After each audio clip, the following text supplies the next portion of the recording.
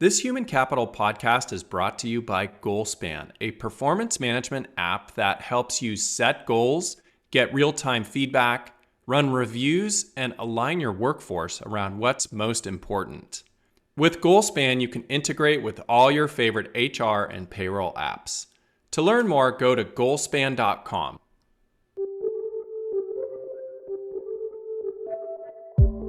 Welcome to the Human Capital Podcast. I'm your host, Jeff Hunt. Today, I'm going to start with a question. If you are an employee, how often do you think about the actual value you bring to your company? Do you think about changes you could make to bring even greater value without adding to your workload?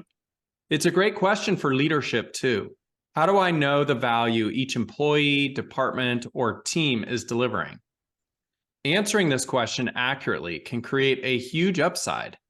If leaders know where people investments are benefiting them the most, they can create an organizational structure to support this and apply the right amount of human and financial resources to where their greatest value creation lives. Value creation might seem like consultant language, but it's not. And today, my guest, Sumeet Salwan, will help me explore this. Sumeet is co-founder of CEO Works, and he works directly with CEOs in public companies as well as private equity firms on making better value creation decisions when leveraging talent. Previously, he was global head of HR for the Johnson & Johnson consumer and medical device companies. He was also with Unilever for over 20 years, rising all the way from intern to senior VP of HR. He has worked across North America, Europe, and Asia, and Sumeet currently sits on the board of SVP Global, which is a $20 billion PE fund, and Saki, which is a nonprofit that is dedicated to supporting victims of domestic violence in the South Asian community. Sumeet is married with 2 kids who are now beginning their own work lives in New York, and he's also an avid musician. Welcome, Sumeet. Hi, Jeff. Thanks for that intro. Great to be here. I'm excited to have you as a guest on the show today because this really isn't a topic we've talked about much on the show before. And so I'm looking forward to sort of waving away some of the ambiguity that exists about value. And before I do all of that, I would love to have you share with our listeners a brief thumbnail of your career journey. Also, if you want to share if there was any one person or event or something that really inspired you at some point in your career. Sure. So I started my career as an intern in HR for Unilever in India. The story kind of maybe begins a little bit earlier than that, which is I was very clear that I wanted to do a business job. And I applied to all the top business schools in India, all of whom rejected my application. And I got into only one school, which was the number one school in HR. And being a good middle class, Indian striving kind of work ethic guy, I said, I got to go to whatever is number one. And I went in. I absolutely hated my first year in school. And I was 100% sure that I'm going to pivot out and go back to my supposed first love. Now, remember, I'm 19 years or 20 years old at that time. So first loves and all that is like being an astronaut when you're a kid and all that. Nevertheless, I got an internship. So you were allowed to change your specialization in the second year. I'm now in my internship at Unilever. And I would say that would be the first pivotal experience for me because that internship was an absolute blast. What they gave me, I went into a new acquisition. I was doing some really, really interesting work. And I said, wow, the real work is actually a lot more interesting than what I'm reading in the books. So maybe I'll continue. So that was step one. I went back to Unilever after completing my MBA as a management trainee and have stayed in HR since then. I have to say the first 3-4 years were as rocky as the first year of my MBA. There would be times when I would kind of not enjoy what I'm doing at all because I was locked and lost in HR process land, which tends to happen for a lot of people who are starting out in HR careers. And that was not fun. But then in between, there would be these magical jobs that would come up. And one of them was when I was leading recruiting for Unilever in India, just around the time when the dot-com boom was kind of going haywire, 1998, 99. Unilever, despite being the best employer in the country, was not able to get the best students from these top MBA schools. And that was like an identity level issue for that business, saying, we're not getting the best people. Like, how can that be? And I came into that job at the time with seemingly a mission impossible. All these kids were getting, $100,000, $200,000 jobs, which is a lot of money today, was really a lot of money in 1998. Right. And my job was to kind of attract them back into the real world and do sales and marketing jobs and finance jobs and so on and so forth. So anyway, that's when for the first time we started thinking about using employer branding. We were a marketing company. So how do you use branding principles and building that trust with consumers? So took that, I would say, the superpower of the business and put it into HR to really great results. And that was, I must say, one of the most fun I had in my career at that time. So now I was roughly at the 10-year mark. And if you talk about pivotal moments, the next one came when I did my first international rotation. And I went to Netherlands to work for a gentleman called Sandy Ogg, who's now my partner and founder of CEO Works. And Sandy was the chief HR officer of Unilever, and I went to be his bag carrier or chief of staff, or call it what you may. And as luck would have it, it was the time when Unilever was going through a DNA level transformation, where it had for 100 years been extremely successful by being independent operating companies, 200 of them running, like I said, independently. But they had therefore replicated their cost base 200 times. The world had globalized and they hadn't. And that disadvantage was crushing them in the market. And the business was moving towards becoming a global interdependent organization. So this was like doing org design for a $50 billion business, where you're taking 200 businesses across 80 countries and making them one per country, stripping out brand development, supply chain, HR, finance from these businesses and creating global organizations which would talk with each other. Really fascinating work. And that's where I built my relationship with Sandy. It was a huge transformation. And that was also the time we learned the basic folly in our thinking about talent. So all of us have talked about top 200 jobs, top 100 talents. And our definition of top was senior. So the more senior you are, the more valuable you are. And the Unilever transformation taught us that all the value in our business was sitting in these small emerging markets and emerging categories all over the world. And all our talent was trapped in today's business, big processed foods, North American, European businesses. So size and seniority was what was driving the energy of talent management versus where the value sat. And we took that 300,000 people organization, clicked it into about 56 jobs, which we said are points of leverage, where if we assembled stunningly good talent, the earth would move. And it did. I went from there in Netherlands to sort of design this thing as a process, as a chief talent officer for all our emerging markets and so on, based out of London. Then went to Singapore to head HR for the Asia Pacific region, and finally came to the US about 11 years ago as the head of HR for Unilever. And that was sort of my journey in Unilever. By this time, our family had kind of lived in 5 countries. My 13-year-old and 11-year-old had worked and lived in 4 schools, And we decided to take a pause and cool our jets and stay in the same place where we were as the kids got into high school.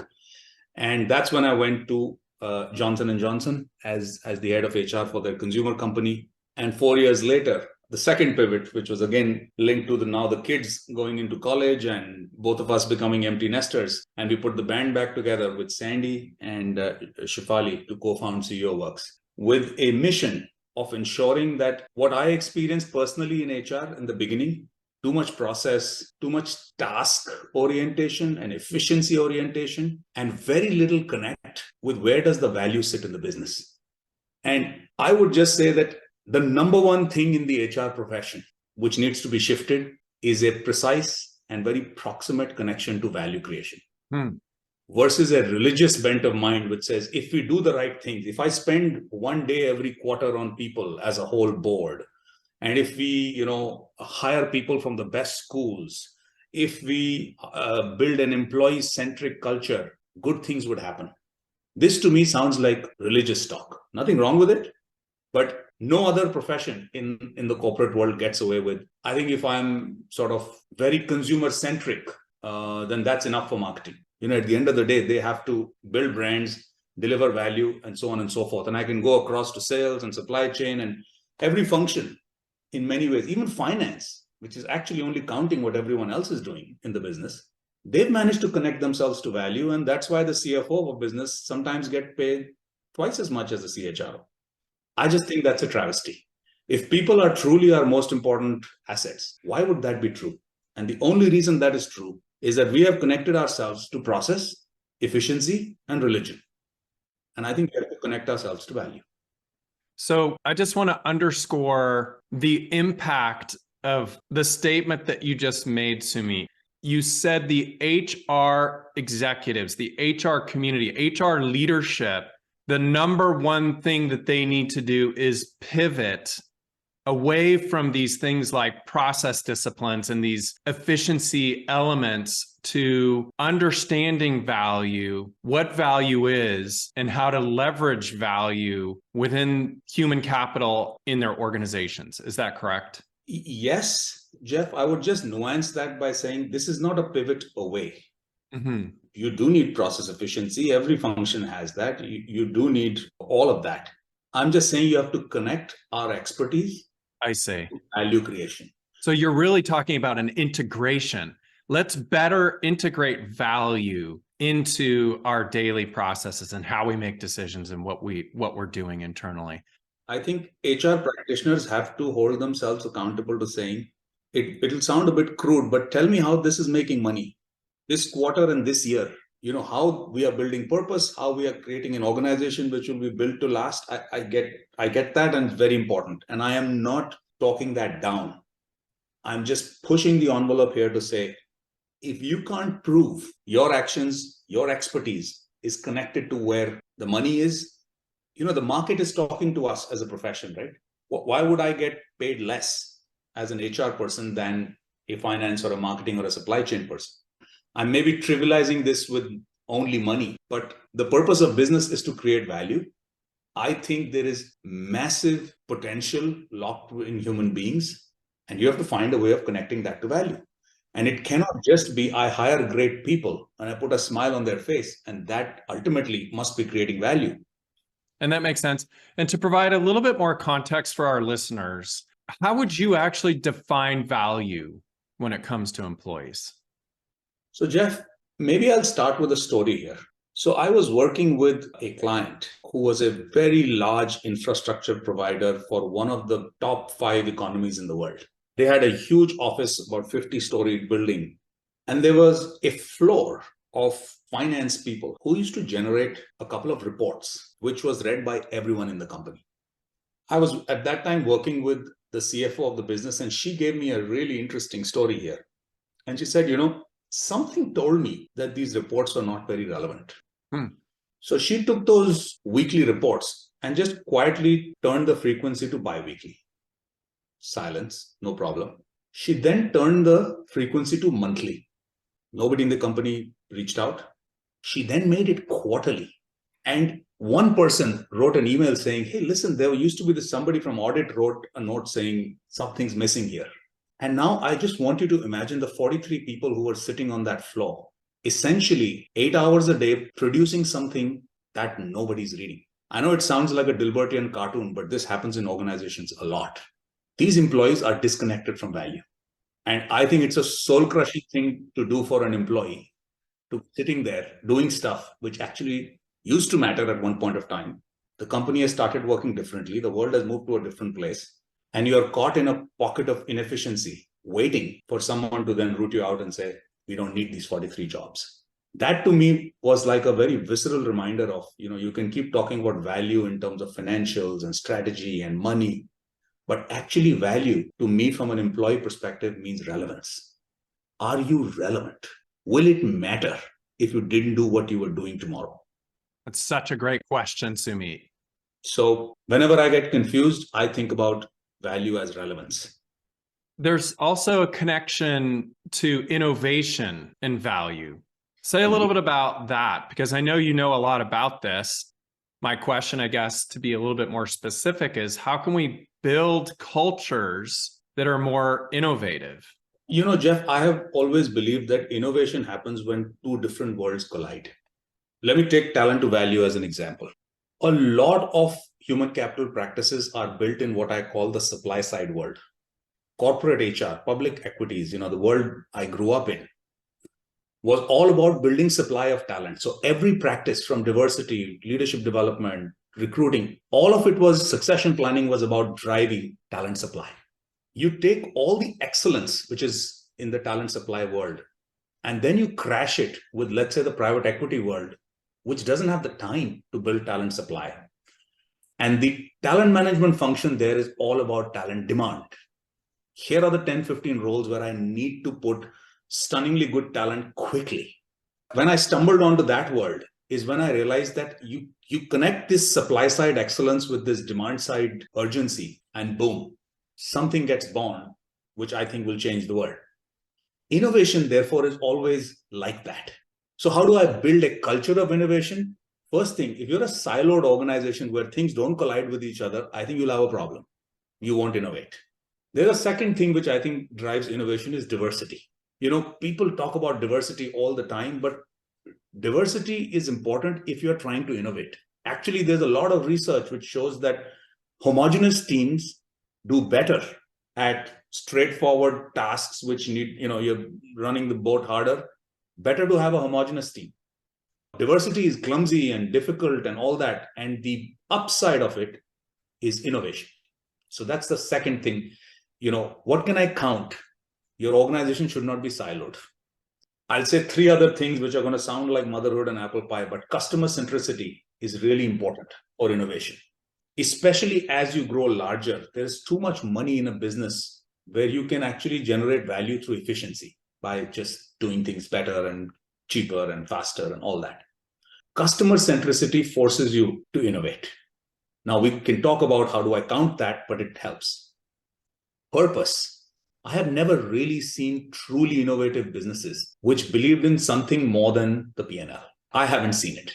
Real innovation coming out of places which don't have purpose. And the last one is something I've thought about very deeply, and it may be kind of counter today's trend of the post-COVID world and work from home and flexibility. I think innovation is a contact sport. You cannot do it over email and Zoom. So you need, some balance of people interacting, not in extremely structured, regimented, guardrailed 230 to 315 kind of way. There's something different when you get people together in a room with creative juices flowing and a purpose that things can happen where they can't happen otherwise, right? If you're on Zoom or you're meeting in some other way. I've thought about it a lot here, Jeff, and I would say I think we had designed this world too much into a contact sport world. You had to be in office, you had to be there at this time, and that inflexibility, I think, killed diversity. And only some kind of people, mostly men, if I may say, we designed the world for them, right? You had to travel if you had to be in touch with your business. You had to be in office. I think that world was not okay. Right. I'm almost equally certain a world where nobody's in the office. Nobody ever goes to meet employees and consumers. And we are running the world from a desk is not a world which is going to create innovation or value in the long run. Mm-hmm. I think we had too much productivity lost in the overly contact world space. And I think we're going to have a huge amount of innovation lost if we get used to what we've been doing for the last 2 years. Mm-hmm. Mm-hmm. So you have to strike a balance and ask that question. If I need to go to office, why am I going? And I think there are some good answers for that. And for those things, we should congregate. One of the things I'm reflecting on, Sumeet, about these core elements you just shared that lead to the most innovative cultures is that many of them seem like they're undergirded around having high trust levels. So there's sort of two things I'm reflecting on. the importance of trust in an organization, and then also how critical it is to be able to essentially connect the dots between innovation and value, because it sounds like you're saying the most innovative cultures are actually delivering the highest value per employee. Is that a truism, or am I making that up? I think I would have to go and count that, but I would believe that to be true. But you made a really good point, Jeff, there about trust. And there is research, which we've all now read about. High performing teams have a lot of psychological safety in them. And it's actually intuitive, right? Innovation means trying out stuff. Right. Trying out stuff means failing a bit. And if you have a space where failing doesn't feel safe, doesn't mean that it's a culture of excuses and failing is safe and all that. You can be high performing, but the leaders in the business and the employees in the business, if there is not enough psychological safety, I think you are absolutely right. It will come in the way of building true innovation. And so with the concept of value creation, whether I'm a large organization or a small organization, let's talk about this pragmatically.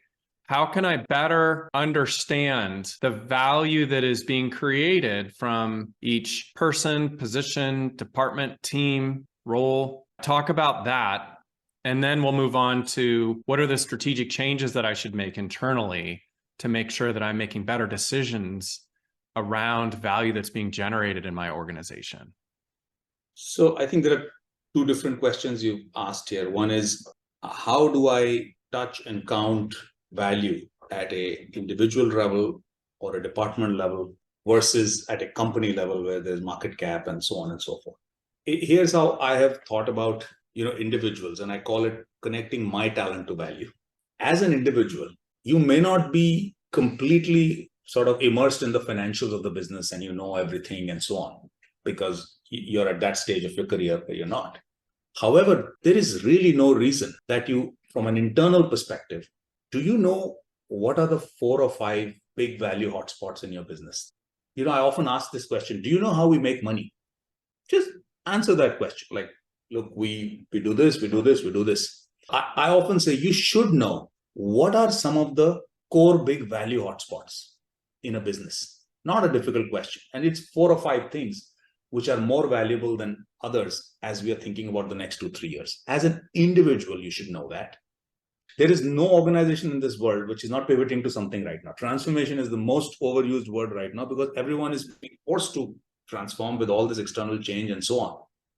Do you know how we used to make money and what's going to be different in the future? Just that one question. So I have a small little checklist, which I would say, do I know the 5 value hotspots? Do I know the one pivot? And the third thing I would say to an individual employee is, do you know what's happening out there? My daughter is studying human-centered design. And from where she sits, if she doesn't know where the world is headed to between interior design, graphic design, product design, and so on, I just think it's important that where does the value sit versus where it used to, even externally. If you know these 3 simple things, I think connecting yourself to the money and to where value creation is happening is easier. So, number 1. Personally, when I think of departments, I actually like to think of value creation in terms of tables, not teams.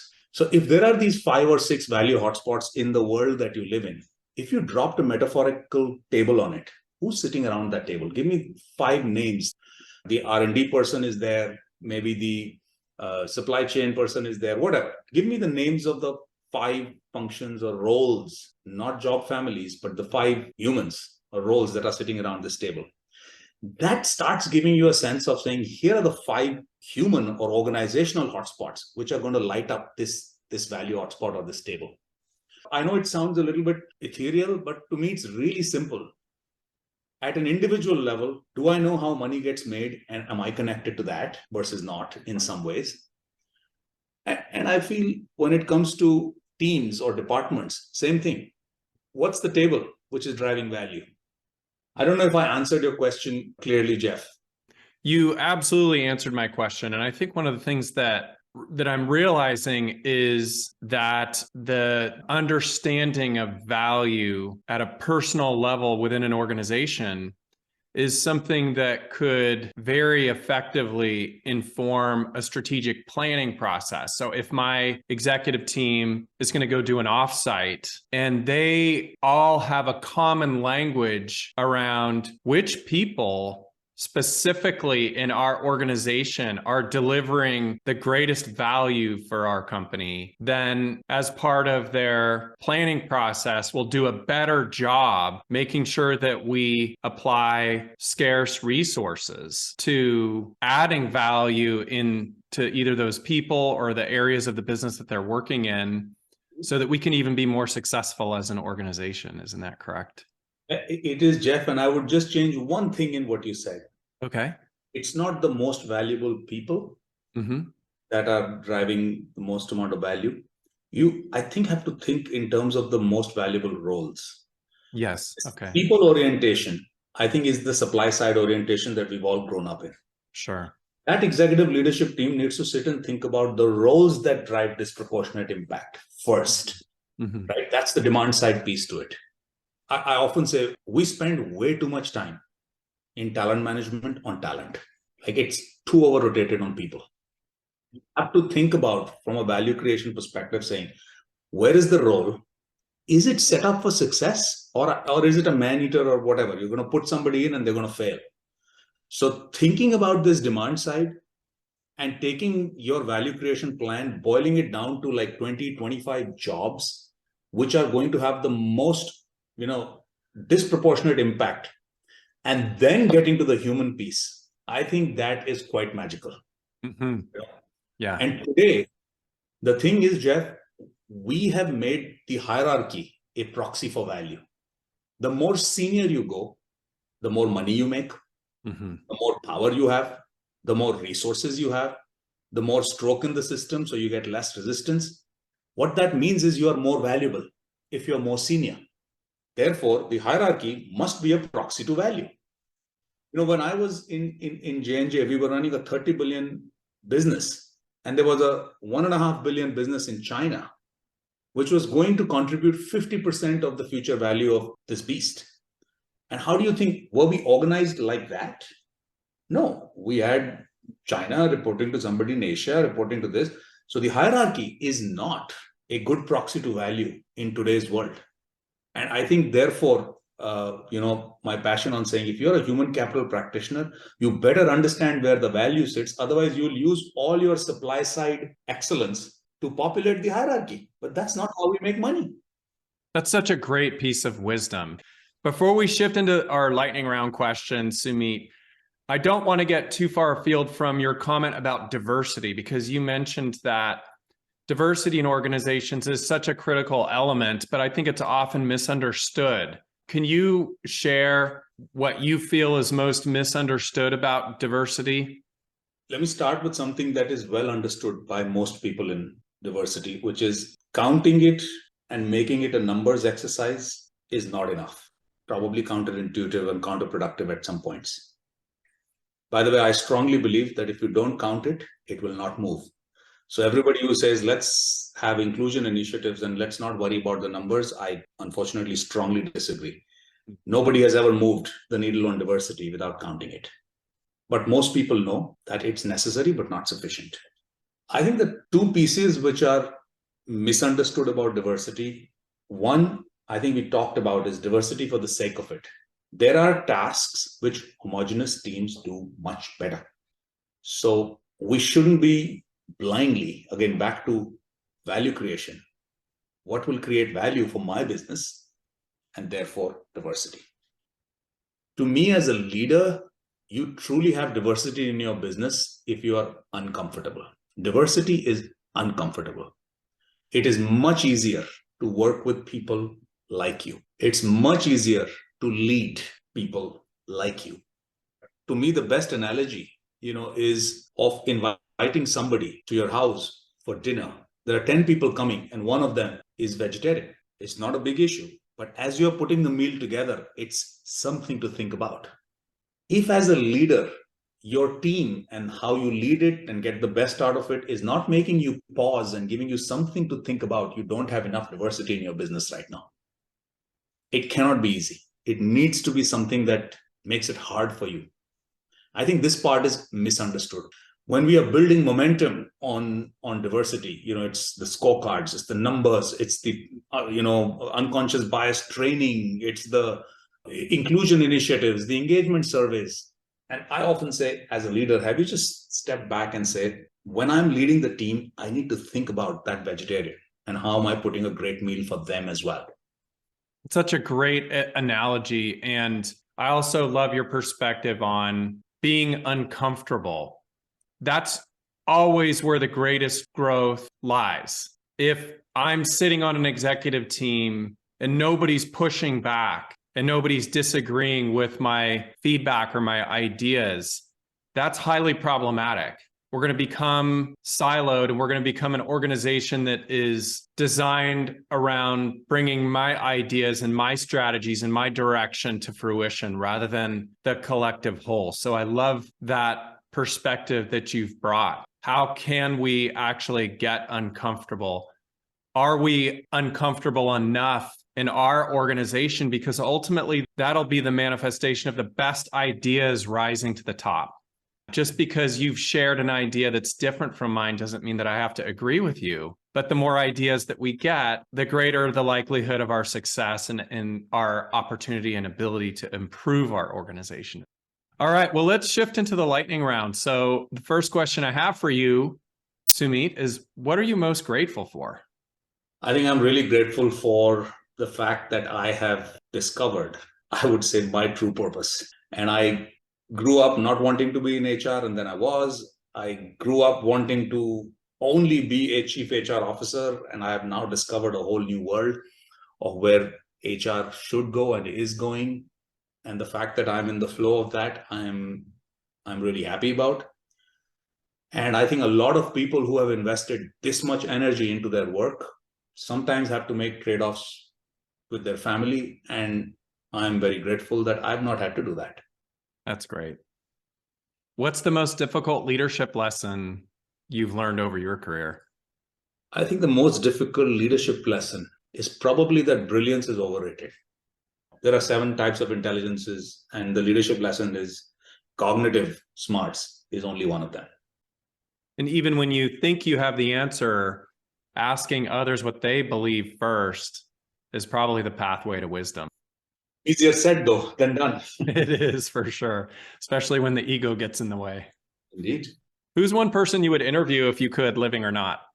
Well, I guess that would have to be Billy Joel. The master pianist and vocalist right there, isn't he? Absolutely.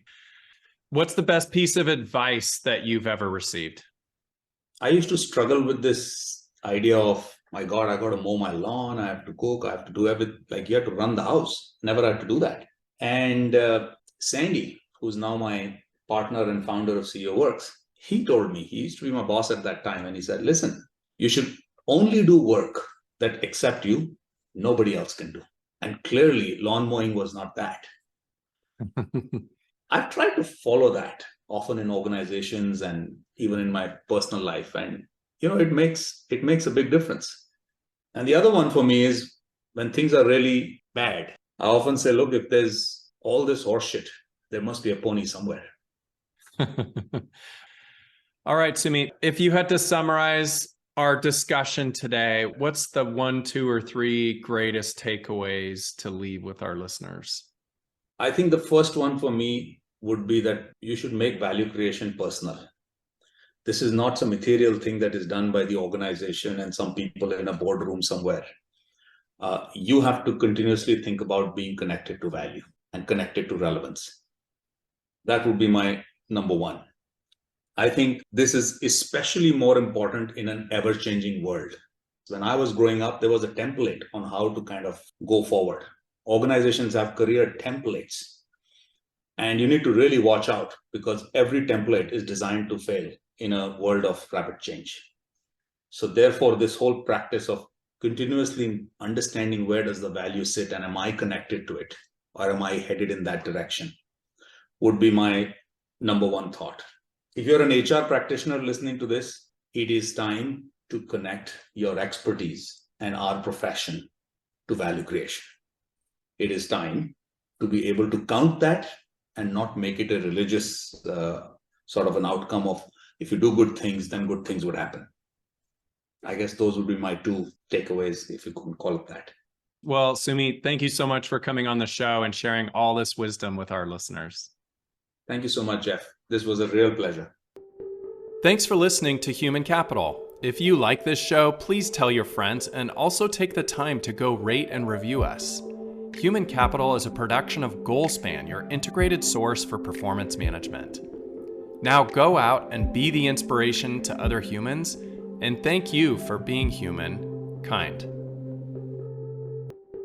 Thanks for listening to Human Capital. If you like this show, please tell your friends and also take the time to go rate and review us.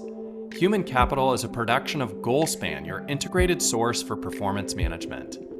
Now go out and be the inspiration to other humans, and thank you for being human, kind.